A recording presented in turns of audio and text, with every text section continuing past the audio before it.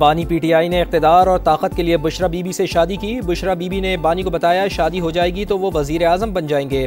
बानी ने इक़्तिदार के लिए सियासत के बजाय तवाहम परस्ती पर इन्हिसार किया। फैसला साजी पर रूहानी मुशावरत का मजबूत तासुर पैदा हुआ। बरतानवी जरीदे दी इकॉनमिस्ट की खुसूसी रिपोर्ट में होशरुबा इंकशाफात। सीनियर सहाफ़ी ओवन बेनेट जोन्स ने लिखा, बुशरा बीबी अहम तकर्रियों और सरकारी फैसलों पर असरअंदाज होने की कोशिश करती रहीं।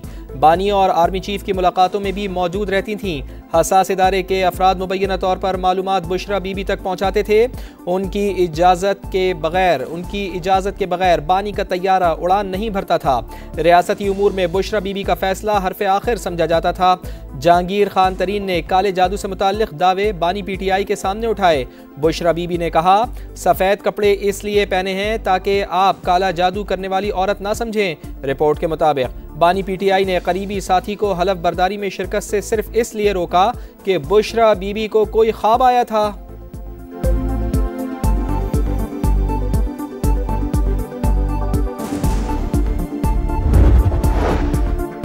अभी सिर्फ 10% चीज़ें शाया की। सहाफ़ती उसूलों और कानूनी तकाज़ों के बाइस 90% मवाद सामने नहीं लाए।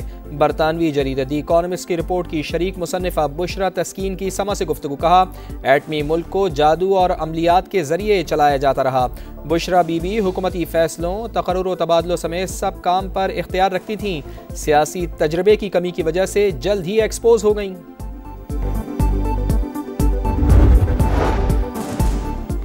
बानी के फैसलों के पीछे झूठ और बहतान का पूरा निज़ाम था। तमाम फैसले रूहानियत का लिबादा ओढ़े उनकी अहलिया करती थी। दी इकॉनमिस्ट की रिपोर्ट से हकीकत खुलकर सामने आ गई। अताउल्लाह तारड़ कहते हैं, बुशरा बीबी हुकूमती फैसलों पर असरअंदाज होती थीं। उस्मान बुज़दार को वज़ीर आला भी उन्होंने ही लगवाया। अज़मा बुखारी ने रिपोर्ट को 100% दुरुस्त और हक़ाइक़ के मुताबिक करार दे दिया। कहा, बरतानवी जरीदे ने जाली पीर खाने और रूहानियत में छुपी शैतानियत से पर्दा उठाया। 4 साल तक कोच और पीरनी ने बानी को बेवकूफ़ बनाया। जादू टोने से जाली पीर खाने चलते हैं, मुल्क और मईशत नहीं।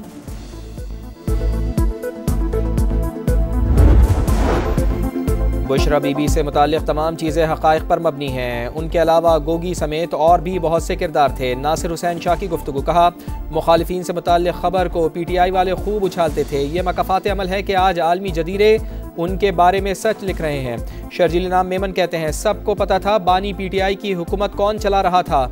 जादू टोने में आने वाले शख्स को बानी के करीब लाया गया। जनाजों और मैयत पर ना जाना सब बुशरा बीबी तय किया करती थीं। लोगों को वज़ीर आज़म हाउस बुलाकर ताज़ियत की जाती थी। रियासत मदीना के लिए कंटेनर पर चढ़कर मजहबी टच देने का कहा जाता था।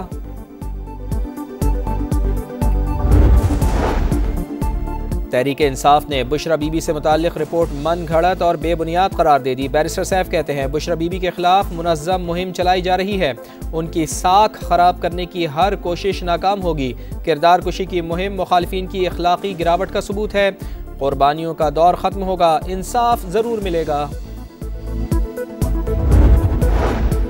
27वीं आईनी तरमीम के बाद एक और जज का इस्तीफ़ा। लाहौर हाई कोर्ट के जस्टिस शम्स महमूद मिर्ज़ा मुस्ताफ़ी। आईनी तरमीम के बाद तबादले का इम्कान था। इस्तीफ़ा सदर पाकिस्तान को भिजवा कर चैम्बर खाली कर दिया।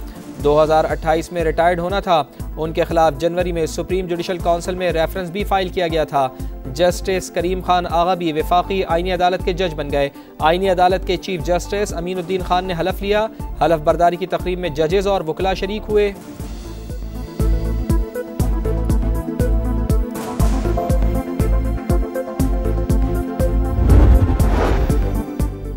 जजेस के इस्तीफ़ों का सिलसिला रुकेगा नहीं। मालूम है कि मजीद कौन कौन से जजेस ने इस्तीफ़े देने हैं। मलिक अहमद खान की गुफ्तगू। कहा, माजी में जजेस के फैसलों में तासुब पाया गया। जज आइन को खुद लिखने बैठ गए। सिर्फ एक जमात को इंसाफ दिया जा रहा था, आइन को बिगाड़ा गया। क्या नवाज शरीफ का हुकूमत से निकाला जाना दुरुस्त फैसला था? उन जजेस के फैसले देख लें, दूध का दूध पानी का पानी हो जाएगा। पंजाब हुकूमत ने बानी पीटीआई की बहन अलीमा खान की जायदादों की छानबीन शुरू कर दी। मेंबर बोर्ड ऑफ रेवेन्यू ने सूबे के तमाम डिप्टी कमिश्नर्स को तफसीलात भिजवाने के लिए मुरासला जारी कर दिया। अलीमा खान के नाम मनकूला, गैर मनकूला और ज़रई रकबों की तफसीलात तलब। हमारा मुआशरा मरीज बनाने की फैक्ट्री बन चुका। पीने के पानी से लेकर वैक्सीन ना लगाने तक का मसला है। मुफ्त वैक्सीन लगाने को लोग यहूदी साजिश करार देते हैं। सैयद मुस्तफ़ा कमाल कहते हैं गिलगित से कराची तक आवाम सीवरेज का पानी पी रहे हैं। वाटर ट्रीटमेंट प्लांट लगाना कौंसलर यूसी नाजिम और मेयर का काम है, मगर 70 बरस से निज़ाम मौजूद ही नहीं। और पाकिस्तान के डॉलर बॉन्ड्स की शानदार कारकर्दगी, रीजन में सरफहरिस्त भारत और अफगानिस्तान से कशीदगी और तवानाई की कीमतें मुमकिना रिस्क करार। ब्लूमबर्ग की रिपोर्ट लिखा 2 साल डिफॉल्ट के खतरे के बाद पाकिस्तान आलमी मार्केट में वापसी की तैयारी में है। पाकिस्तानी डॉलर बॉन्ड्स 24.5% रिटर्न देकर एशिया में सबसे आगे है। IMF प्रोग्राम पर अमल दरामद से सरमायाकारों का एतमाद बढ़ा। इस्लाहात जारी रहीं तो बॉन्ड्स की बढ़ोतरी भी बरकरार रहेगी। इस्लामाबाद जुडिशल कॉम्प्लेक्स खुदकुश हमले की तहकीकात, एक दर्जी भी गिरफ्तार। हमलावर ने खुदकुश रैकेट कुछ दिन दर्जी के पास रखवाई। खुदकुश रैकेट पेशावर में तैयार हुई, बारूदी मवाद भी वहीं पहुंचाया गया। जराये के मुताबिक खुदकुश रैकेट हमलावर गुड़ की बोरी में छुपाकर इस्लामाबाद लाया। 3 दिन तक जैकेट दरख्त के नीचे छुपाए रखी। मरकजी सहूलतकार से तफ्तीश में मजीद इंकशाफात सामने आने की तवक्को।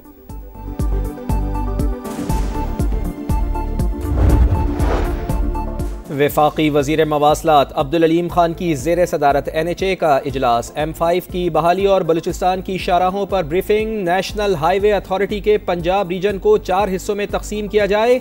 मुल्क भर में नए रीजन के मुताबिक NHA मेंबरान मुकर्रर होंगे। अब्दुल अलीम खान की गुफ्तगू, कहा सिस्टम में मौजूद खराबियों और सुकम दूर करना चाहते हैं। NHA दफातर की हालत बेहतर बनाई, मुकम्मल आउटलुक बेहतर बना रहे हैं। पीपल्स पार्टी की तवील मुशावरत और प्लानिंग के बाद आज़ाद कश्मीर में इन हाउस तब्दीली की तैयारी। वज़ीर आज़म चौधरी अनवारुल हक के खिलाफ तहरीक अदम एतमाद पर राय शुमारी के लिए 27 नवंबर को इजलास तलब। अदम एतमाद के लिए 27 वोट दरकार। पीपल्स पार्टी को 36 अरकान की हिमायत हासिल। फॉरवर्ड ब्लॉक के 10 और नून लीग के 9 अरकान PP का साथ देंगे। कराची की खवातीन के लिए अच्छी खबर, सुरजानी अब्दुल्ला मोड़ से नुमाइश तक पिंक बस सर्विस के नए रूट का आगाज। शर्जील इनाम मेमन का कहना है कि सिंध हुकूमत खवातीन को सहूलियात की फरहमी के लिए अमली इक़दाम करती रहेगी। सऊदी अरब अमेरिका से F-35 लड़ाका तैयारे खरीदने का ख्वाहिशमंद वलीअहद शहजादा मोहम्मद बिन सलमान अगले हफ्ते अमेरिका आ रहे हैं। सदर ट्रंप की तस्दीक, कहा सऊदी रहनुमा से अब्राहम अकॉर्ड पर भी बात होगी। दूसरे मुल्क एटमी तजुर्बात करते हैं, हम भी करेंगे। BBC के खिलाफ 1 अरब से 5 अरब डॉलर तक खर्चाने का दावा करेंगे। अमेरिकी सदर की एयरफोर्स 1 में सहाफ़ियों से गुफ्तगू। भारतीय मीडिया की फिर पाकिस्तान दुश्मनी, मकबूजा कश्मीर में धमाके को पाकिस्तान से जोड़ने की भोंडी कोशिश। भारतीय मीडिया ने धमाके की जिम्मेदारी को नामालूम दहशतगर्द तंजीम के साथ जोड़ दिया। इंडियन मीडिया के दावे गलत, बेबुनियाद और शरंगेज हैं। मकबूजा कश्मीर पुलिस ने धमाके को हादसा करार दे दिया। बारूद के जखीरे में होने वाले धमाके से 9 अफराद हलाक, 29 जख्मी हुए। सलामती काउंसिल में गजा अमन मंसूबे से मुतल्लिक अमरीकी करारदाद वोटिंग पीर को मुतवक्के। अमरीकी मंसूबा गजा का इंतजाम फलस्तीनियों के हाथ में देगा। अमरीकी मंदूब का वाशिंगटन पोस्ट में मजमून। अबूरी मुद्दत के लिए अमन काउंसिल के क़याम की तजवीज़। गजा की तामीर नौ में काउंसिल का किरदार अहम होगा। पहले जनूबी अफ्रीका, अब श्रीलंका। वनडे में पाकिस्तान एक्सप्रेस जीत के ट्रैक पर। शाहीनों ने दूसरे वनडे में आइलैंडर्स को 8 विकेटों से शिकस्त दे दी। सीरीज में 2-0 की फैसलाकुन बरतरी हासिल। 289 रन का हदफ 10 गेंदे कबल पूरा किया। बाबर आजम की नाकाबिले शिकस्त सेंचुरी, 102 रन बनाकर नॉट आउट। फ़खर जमान और मोहम्मद रिजवान की निस्फ सेंचुरियाँ। फ़खर जमान 78 और मोहम्मद रिजवान ने 51 रन स्कोर किए। मेहमान टीम ने पहले खेलकर 8 विकेटों के नुकसान पर 288 रन बनाए। हारिस रऊफ और अबरार अहमद के 3-3 शिकार। शानदार फतह पर वजीर आजम मियां मोहम्मद शहबाज शरीफ और चेयरमैन PCB मोहसिन नकवी की मुबारकबाद। सीरीज का तीसरा वनडे मैच कल होगा।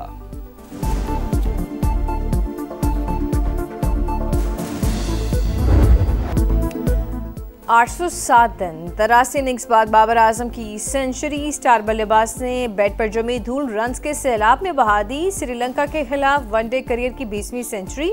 पाकिस्तान के लिए सबसे ज्यादा सेंचुरियों का सईद अनवर रिकॉर्ड बराबर। यादगार इनिंग्स पर बाबर आजम मैच के हीरो करार। कहा शायकीन की तरह मैं भी सेंचुरी का इंतजार कर रहा था। नाक़िदीन को पहले भी कभी जवाब नहीं दिया, अब भी नहीं दूंगा।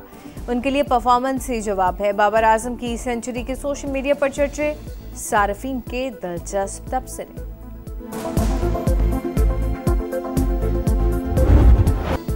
और FIFA world cup European qualifier में जर्मनी ने लग्जमबर्ग को 2-0 से हरा दिया। क्रोएशिया ने फेरो आइलैंड को 3-1 से शिकस्त दी।